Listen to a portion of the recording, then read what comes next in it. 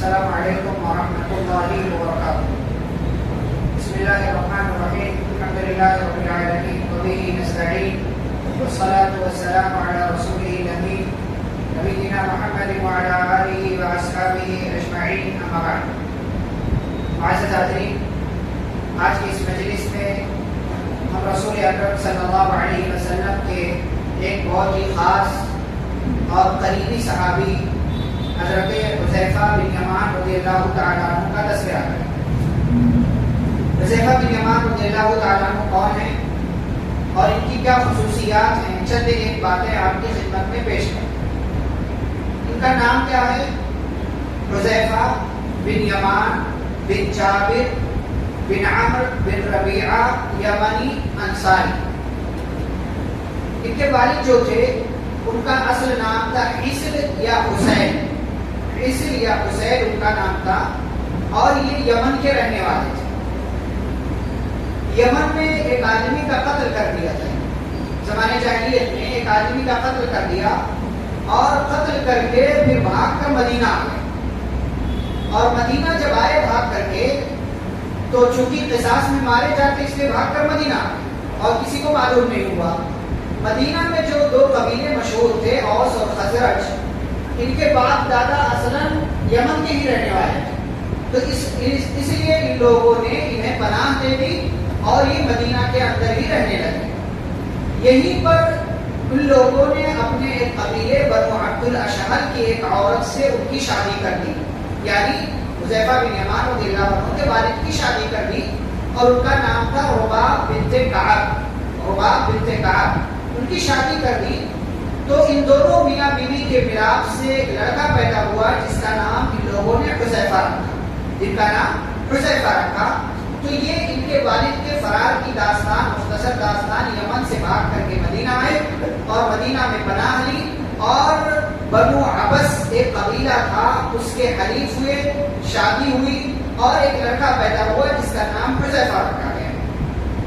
پیارے رسول صلی اللہ علیہ وسلم نے مکہ میں اسلام کا اعلان کیا، دعوت و تبلیغ کا کام شروع کیا. تو کچھ دنوں کے بعد یہ دونوں باپ اور بیٹے مدینہ سے مکہ گئے. مدینہ سے مکہ گئے اور مکہ جا کر کے پیارے نبی صلی اللہ علیہ وسلم کے ہاتھ پر ان دونوں نے اسلام قبول کیا. باپ اور بیٹے نے اسلام قبول کیا اور بعد میں حذیفہ بن یمان رضی اللہ عنہ کی ماں، ان کی والدہ رباب بنت کعب نے بھی اسلام قبول کیا. اس طریقے سے یہ پورا گھرانہ مسلمان ہو گیا اور یہ مدینہ سے مکہ گئے تھے، وہاں مسلمان ہوئے تھے. پھر وہاں سے ہجرت کر کے جو ہے وہ یہاں مدینہ واپس آ گئے. تو گویا کہ مدینہ سے مکہ گئے، پھر مکہ سے مدینہ آ کر کے رہنے لگے. اسی لیے رسول اکرم صلی اللہ علیہ وسلم نے ان کو اختیار دیا، کہا چاہو تو تم اپنے آپ کو مہاجر کہو، چاہو تو انصار کہو، تمہیں مکمل اختیار. اس لیے کہ ہجرت کر کے مدینہ سے مکہ گئے تھے اور پھر وہاں سے جو ہے مدینہ آ گئے اور مدینہ میں رہ کر کے پھر بعد میں مکہ سے آنے والے مسلمانوں کی انہوں نے مدد کی اور مسلمانوں کا ساتھ دیا. نبی صلی اللہ علیہ وسلم نے اختیار دیا، لیکن انہوں نے کہا کہ نہیں، میں اپنے آپ کو انصاری کہلانا پسند کروں گا اور انہوں نے اپنے آپ کو انصاری کہا اور انصاری ہی کے نام سے یا انصاری کے لقب سے یہ مشہور ہوئی. حذیفہ بن یمان انصاری رضی اللہ تعالیٰ عنہ. نبی صلی اللہ علیہ وسلم جب ہجرت کرتے مدینہ آئے اور بھائی چارے کا رشتہ قائم ہوا مہاجرین اور انصار کے درمیان اور عمار بن یاسر رضی اللہ تعالیٰ عنہ کے درمیان بھائی چارے کا رشتہ قائم ہوا. اب آپ صلی اللہ علیہ وسلم ہجرت کر کے مدینہ آ گئے ہیں تو یہاں پر پھر اب جنگوں کی شروعات ہوگی. جنگ بدر میں یہ دونوں باپ اور بیٹے شریک ہونا چاہتے تھے، یعنی حذیفہ بن یمان اور ان کے والد یمان، یہ دونوں شریک ہونا چاہتے ہیں اور اسی نیت سے یہ لوگ نکلے تھے کہ ہم جائیں گے اور نبی صلی اللہ علیہ وسلم سے ملاقات کریں گے. لیکن راستے میں ہی مکہ کے کافروں کے لشکر سے ان لوگوں کا سامنا ہو گیا. ابو جہل کے سامنے دونوں کی پیشی ہوئی، کیونکہ ابو جہل سردار تھا، سپہ سالار تھا. ان دونوں سے سوال کیا ابو جہل نے کہ تم کہاں جا رہے ہو؟ تو ان لوگوں نے کہا مدینہ جا رہے ہیں. کہا نہیں، تم مدینہ تو جا رہے ہو لیکن دراصل تم محمد کی مدد کرنے جا رہے ہو صلی اللہ علیہ وسلم. کہا تم دونوں جو ہے ان کی مدد کرنے کے لیے جا رہے ہو.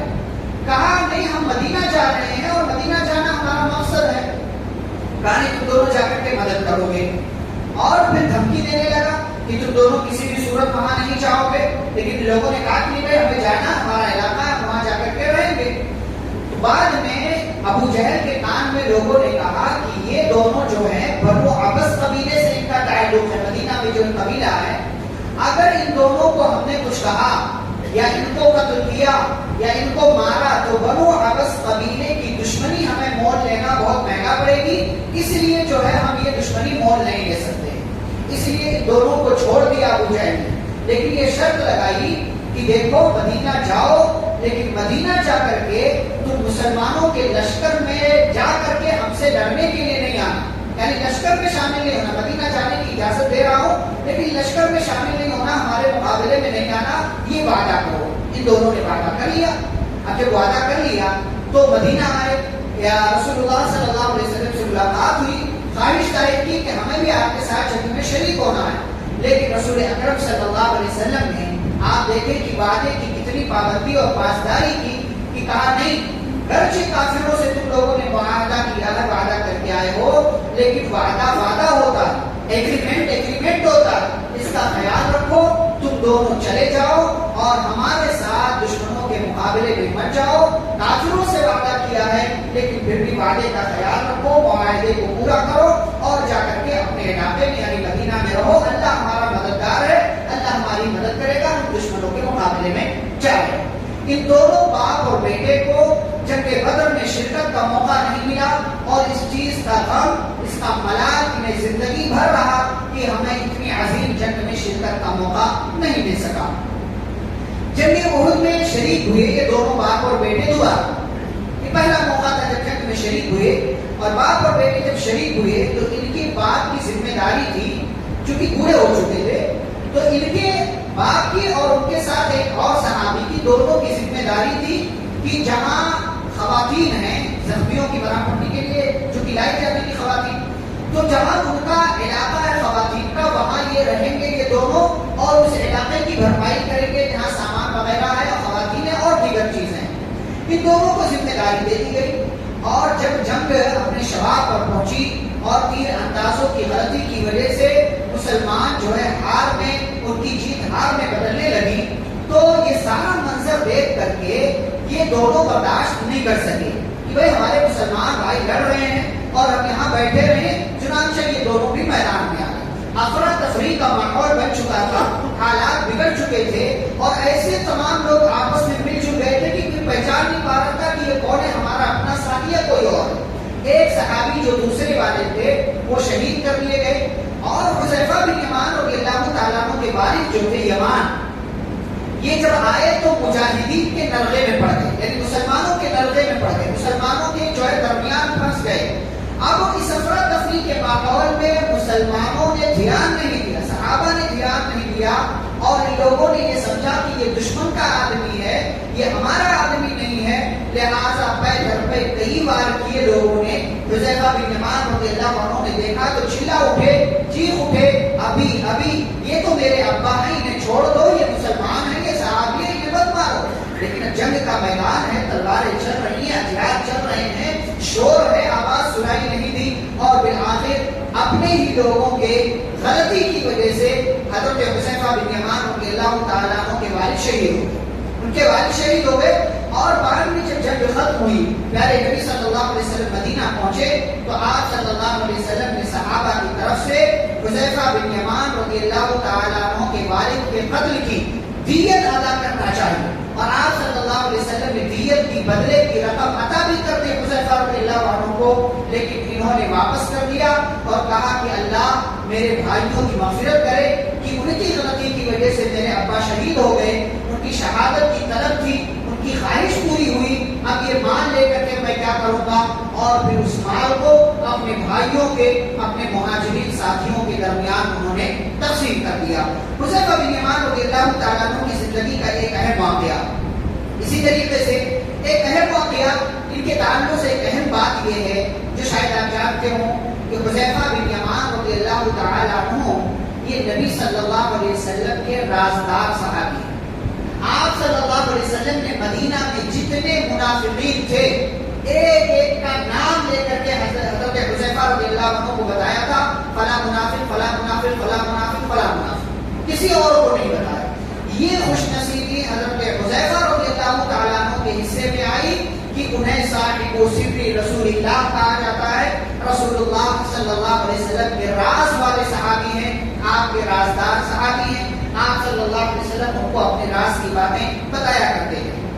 اور ایک موقع آیا جنگ خندق ہوئی، تو جنگ خندق کے موقع سے آپ جانتے ہیں خندق کھودی گئی تھی اور دشمن خندق کے اس پار تھے، کوشش کی، آئے بھی کچھ لوگ لیکن مارے گئے تو پھر بعد میں پلٹ کر کے واپس چلے گئے۔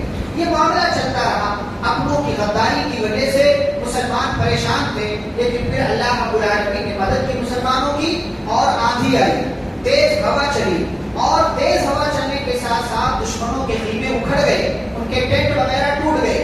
اس ماحول میں دشمن کے لشکر میں کیا چل رہا ہے، کیا پلاننگ ہو رہی ہے، یہ صحابہ کرام کو نبی صلی اللہ علیہ وسلم کو معلوم نہیں ہو رہا تھا۔ سخت قسم کی ٹھنڈی اور سردی تھی اور تیز ہوا چلے، سردی سے صحابہ کے جسم کانپ رہے تھے، سب اپنے اپنے خیموں میں تھے، بھوک سے سب کی حالت خراب تھی۔ آپ صلی اللہ علیہ وسلم نے اسی دوران اعلان کیا کہ کون ہے جو دشمنوں کے لشکر میں جائے اور وہاں سے ہمارے لیے میسج اور پیغام لے کر کے آئے، خبر لے کر کے آئے، ہماری جاسوسی کرے۔ کوئی صحابی تیار نہیں ہوا۔ نبی صلی اللہ علیہ وسلم نے پھر آواز لگائی، کوئی تیار نہیں ہوا، پھر آواز لگائی، کوئی تیار نہیں ہوا۔ پھر رسول اللہ صلی اللہ علیہ وسلم نے خود ہی حضرت حذیفہ بن یمان رضی اللہ تعالیٰ عنہ کا نام لیا اور کہا حذیفہ اٹھو اور جاؤ تو دشمنوں کے لشکر میں جاسوسی کرو اور ان کی خبریں لا کر کے ہمیں بتاؤ۔ حضرت حذیفہ بن یمان رضی اللہ تعالیٰ عنہ کہتے ہیں کہ سردی سے میرا جسم کانپ رہا تھا، بھوک سے میرے جسم میں چلنے کی طاقت نہیں تھی، لیکن رسول اللہ صلی اللہ علیہ وسلم کا حکم تھا، انکار کرنے کی جرأت بھی نہیں تھی۔ میں تیار ہوا اور جب میں تیار ہوا رسول اکرم صلی اللہ علیہ وسلم نے مجھے دعا دی اور کہتے ہیں معجزہ ہوا، کرامت ہوئی۔ جیسے ہی میں نکلا اللہ نے بھوک کا احساس بھی ختم کر دیا اور سردی کا ایک ذرہ احساس بھی میرے جسم پر باقی نہیں رہا۔ میں گیا ایسے گویا کہ سردی کا زمانہ ہی نہیں ہے اور میں گیا ایسے گویا کہ مجھے بھوک کا احساس ہی نہیں ہے۔ کہتے ہیں میں گیا، دشمنوں کے لشکر میں پہنچا اور دشمنوں سے بیٹھ کر بات چیت ہونے لگی۔ اسی دوران دشمنوں کے لشکر میں ابو سفیان جو سپہ سالار تھے، اس وقت کافر تھے، مسلمان نہیں ہوئے تھے، انہوں نے دشمنوں کے لشکر میں اعلان کیا، کہا کہ میں تمہارے درمیان ایک بات رکھنا چاہتا ہوں۔ لوگوں نے کہا کیا بات ہے؟ کہا لیکن پہلے چیک کر لو کہ کہیں مسلمانوں کا کوئی آدمی تمہارے درمیان تو نہیں ہے، آپس میں دوسرے کو چیک کر لو۔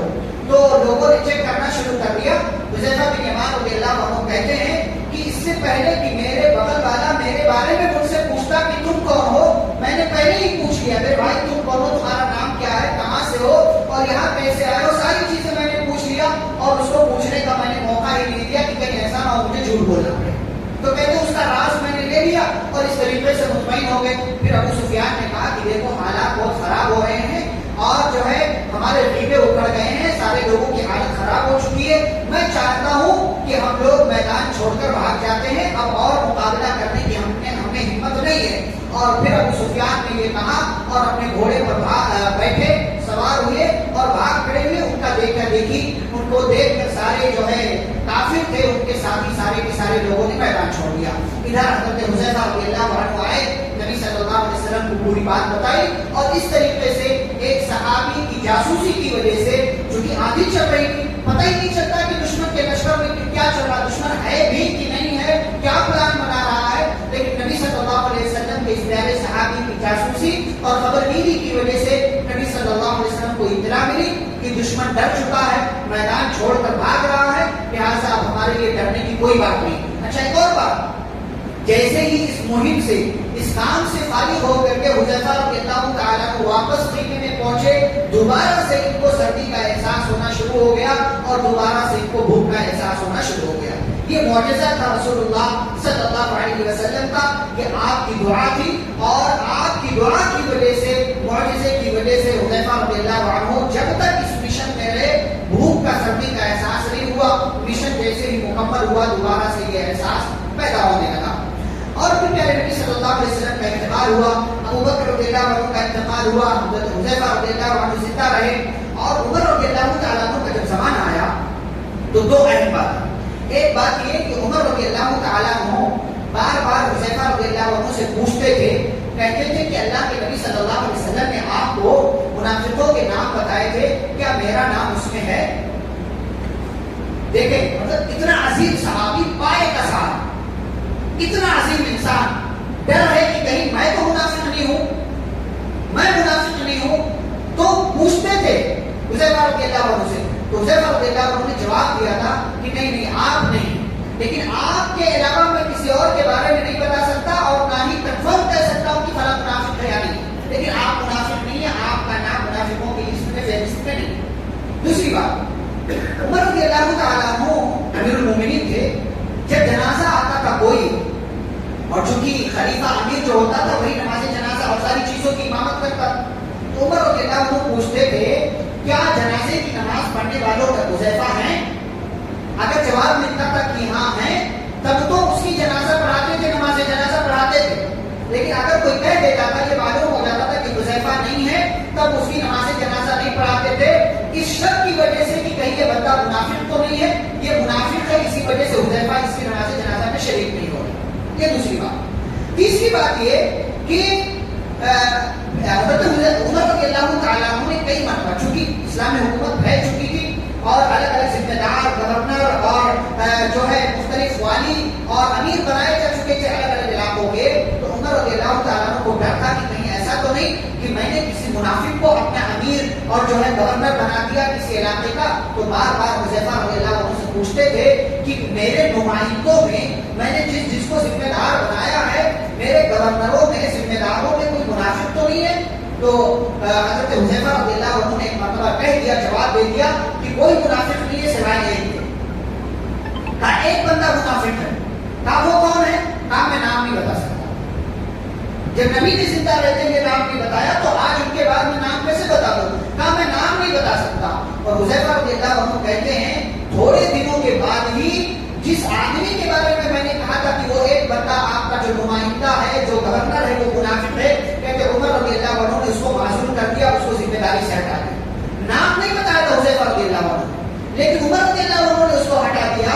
حضرت حذیفہ رضی اللہ عنہ کہتے کأنما دل علیہ، مجھے ایسا لگا کہ اللہ نے اس صحابی کے، اپنے اس ولی کے دل میں بات ڈال دیا تھا کہ دیکھو عمر فلاں منافق ہے، اس کو ہٹا دو، تمہاری عمارت میں اور تمہاری خلافت میں ایسا بندہ ذمہ داری کے لائق نہیں ہے۔ کہتے گویا کہ اللہ نے ان کے دل میں بات ڈال دی تھی اور عمر رضی اللہ تعالیٰ عنہ نے اس کو اس ذمہ داری سے معزول کر دیا۔ حضرت عمر رضی اللہ تعالیٰ عنہ کے زمانے میں ہی ایران پر جب حملہ شروع ہوا، ابو بکر رضی اللہ عنہ کے زمانے میں ہی شروع ہو چکا تھا، لیکن عمر رضی اللہ عنہ کے زمانے میں اس میں تیزی آئی، تو چار بڑے علاقے حضرت حذیفہ بن یمان رضی اللہ تعالیٰ عنہ کی یا تو قیادت میں، یعنی وہ سپہ سالار تھے، یا تو کسی ایک دستے کے امیر تھے اور جھنڈا ان کے ہاتھ میں تھا، ان کی اگوائی میں اور ان کی قیادت میں، ان کی ذمہ داری میں چار بڑے علاقے، نہاوند، دینور، ہمزان اور رئی، یہ چار بڑے بڑے علاقے ایران کے فارس کے تھے، یہ علاقے فتح کیے گئے۔ اسی مناسبت سے حذیفہ رضی اللہ عنہ کا نام جرنیل صحابہ میں آتا ہے۔ پھر بعد میں جا کر کے حضرت حذیفہ رضی اللہ تعالیٰ عنہ کوفہ میں ہمیشہ کے لیے وہی رہنے لگے، اور پھر حضرت عمر رضی اللہ عنہ نے ان کو مدائن کا ایک علاقہ ہے، شام کا علاقہ ہے، اس کا گورنر بنایا، اس کا والی بنایا۔ عمر رضی اللہ عنہ کے زمانے میں گورنر رہے، عثمان رضی اللہ عنہ کا زمانہ آیا، ان کے زمانے میں بھی مدائن کے گورنر رہے، مختلف ذمہ داریوں پر مامور رہے، اور عثمان رضی اللہ تعالیٰ عنہ جب شہید ہوئے سن 35 ہجری کے آخر میں، ان کی شہادت کے صرف 40 دنوں کے بعد سن 36 ہجری کے شروع میں حضرت حذیفہ بن یمان رضی اللہ تعالیٰ عنہ کا انتقال ہوا۔ وہ بھائی میرا فون سن 36 ہجری کی ابتدا میں حضرت حذیفہ بن یمان رضی اللہ تعالیٰ عنہ کا انتقال ہوا۔ جب انتقال کا وقت قریب آیا تو رونے لگے، لوگوں نے کہا کہ آپ کیوں روتے؟ کہنے لگے میں دنیا کے لیے نہیں رو رہا ہوں، بلکہ میں اس لیے رو رہا ہوں کہ زندگی بھر اتنے سارے جو ہے اللہ رب العالمین پر ایمان لانے کے بعد زندگی گزاری، پتہ نہیں اللہ تعالیٰ کے یہاں میری کون سی عبادت قبول ہوئی اور کون سی عبادت قبول نہیں ہوئی، نماز کی مجھے فکر ہے، صبح کا وقت تھا، بیدار ہوئے، کہا کون سا وقت ہے؟ کہا صبح کا وقت ہے۔ تو کہا کہ اللہ رب العالمین سے میں اللہ کی پناہ چاہتا ہوں ایسی صبح سے جو مجھے جہنم کے قریب کر دے۔ نماز ادا کیا اور لوگوں سے پوچھا کیا میرا کفن تیار ہے؟ کہا ہاں تیار ہے۔ کہا کون سا کفن ہے؟ کہا 300 درہم یا 300 دینار کا کفن لایا گیا۔ کہا اتنا قیمتی کفن لے کر کے میں کیا کروں گا؟ میرے لیے جاؤ 2 عام سے کپڑے لے کر کے آ جاؤ اور جب میرا انتقال ہو جائے تو اسی میں کفن دے کر کے مجھے دفن کر دینا۔ حذیفہ رضی اللہ تعالیٰ عنہ کا انتقال ہوا اور مدائن میں انتقال ہوا 36 ہجری میں، اور وہیں پر ان کی تدفین ہوئی۔ 5 بھائی بہن تھے یہ کل، اور ان کے 5 بیٹے اور بیٹیاں تھیں، ابو عبیدہ، سمار، سعد، سعید اور ام سلمہ، یہ 5 بیٹے اور بیٹیاں ان کی تھیں۔ ان کی زندگی سے کیا سبق اور کیا پیغام ملتا ہے؟ پہلی بات یہ کہ اگر کوئی آپ کو راز بتاتا ہے تو آپ اس کے رازدار بنو، رازدار بنو، چاہے وہ اس کا انتقال ہو جائے وہ زندہ رہے۔ ہمارے یہاں کسی کو راز معلوم ہو جائے تو یہاں وہاں ٹرانسفر کرنا ہم اپنا پیدائشی حق سمجھتے ہیں، غلط بات۔ رازدار بننا چاہیے، کوئی بھی آپ کو راز کی بات بتائے تو اس کے راز کا خیال رکھے، ورنہ امانت میں خیانت کرنے والا آپ مانے جائیں گے۔ حذیفہ رضی اللہ عنہ نے ہمیشہ پیارے نبی صلی اللہ علیہ وسلم کے راز کو راز رکھا اور کبھی بھی اس راز کو ظاہر نہیں کیا۔ دوسری بات یہ کہ صرف حق نہیں، باطل کو بھی پہچانو، حق کو بھی پہچانو، باطل کو بھی پہچانو۔ باطل کو کیوں پہچانو؟ تاکہ باطل سے بچنا تمہارے لیے آسان ہو جائے۔ حذیفہ رضی اللہ عنہ کہتے تھے کہ لوگ نبی صلی اللہ علیہ وسلم سے خیر کے بارے میں پوچھتے تھے اور میں شر کے بارے میں پوچھتا تھا، مخافۃ ان یدرکنی، کہیں ایسا نہ ہو کہ مجھے کسی شر اور برائی کے بارے میں معلوم نہ ہو اور میں اس میں پڑ جاؤں۔ تو برائی سے بچنے کے لیے میں برائی کے بارے میں پوچھتا تھا، تو ہمیں بھی برائی کے بارے میں، باطل کے بارے میں معلوم ہونا چاہیے تاکہ اس سے بچنا ہمارے لیے آسان ہو۔ تیسری بات یہ کہ دنیا کی زندگی سے دل مت لگاؤ، دنیا میں رہو، بے شک رہو، لیکن دنیا میں رہتے ہوئے آخرت کو مت بھول جاؤ، ہر حال میں آخرت کو یاد رکھو۔ اور چوتھی بات، معاہدے کی ایگریمنٹ، کسی سے وعدہ آپ کر رہے ہیں تو اس وعدے کی پاسداری کریں، چاہے آپ نے کافر سے وعدہ کیا ہو، منافق سے وعدہ کیا ہو، مسلمان سے وعدہ کیا ہو، یہودی سے وعدہ کیا ہو، کسی سے بھی آپ نے وعدہ کیا ہو، اگر وعدہ کر لیا ہے تو وعدے کا خیال رکھنا ہوگا۔ حذیفہ رضی اللہ عنہ کی زندگی بتاتی ہے، نبی صلی اللہ علیہ وسلم نے تعلیم کی ہے، گرچہ کافروں سے معاہدہ کر کے آئے ہو لیکن اس معاہدے کو پورا کرنا ضروری ہے، لہٰذا تم ہمارے ساتھ جنگ میں شریک نہیں ہو سکتے۔ اللہ رب العالمین سے دعا ہے اللہ ہم تمام کو پیارے نبی صلی اللہ علیہ وسلم کے پیارے صحابہ کے جیسا بننے اور ان کے جیسا ایمان اپنے اندر پیدا کرنے اور ان کے منہج کی اتباع کرنے کی توفیق عطا فرمائے۔ آمین۔ صلی اللہ علیہ نبی کریم۔ سبحانک اللہم و بحمدک، اشہد ان لا الہ الا انت، استغفرک و اتوب الیک۔ السلام علیکم ورحمۃ اللہ۔